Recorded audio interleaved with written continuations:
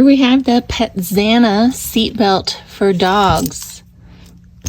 It has a bungee here and it can stretch. It is obviously plugged into the seatbelt here, just easy peasy.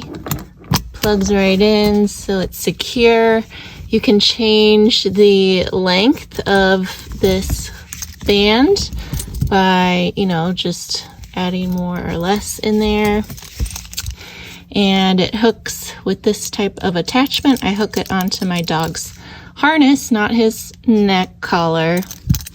And then this keeps him in place. My dog likes to wander around, aim towards the front seats, which isn't good. This just keeps him in place. Let me show you.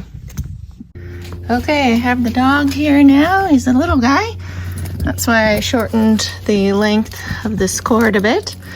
So you can just take this and hook it on to his harness. And there he is. He's ready to go. He usually sits down or sleeps right here, but this will hold him in place.